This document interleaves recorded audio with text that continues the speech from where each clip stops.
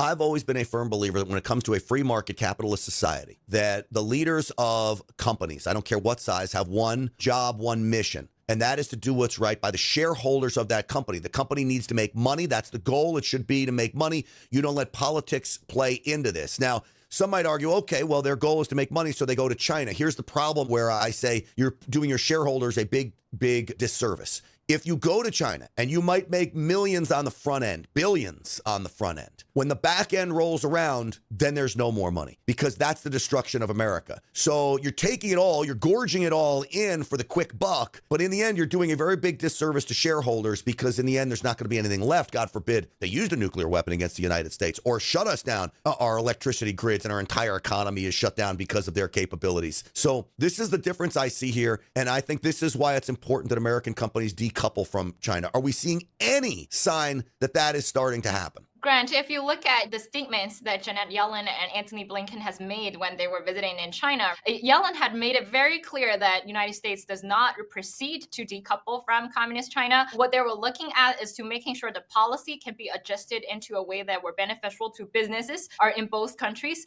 And I will tell you one thing, this will never happen. There was never a win-win policy that was designed for the Chinese Communist Party or planned by the CCP to apply for the United States business. The win-win policy goes for the Communist Party is that the CCP win twice and America will always lose. And this is how the CCP have been planned for decades. You look at all of the businesses, they have earned quick money from the Chinese Communist Party ever since the door opened up from China. But the problem is that you are surrendering your technology, you are surrendering your intellectual properties. You look at China today, Tesla had built up the world's largest factory in Shanghai, and Elon Musk has just finished his visit in China. And you've seen more and more businesses have surrendered their business interests and their intellectual properties and technologies, and even private data of their users and clients to the Chinese government. This is where United States have been surrendered to the Chinese Communist Party in the past, and we should not tolerate them anymore. No, we shouldn't. And it's going to take individual organizations to stand up and say, no,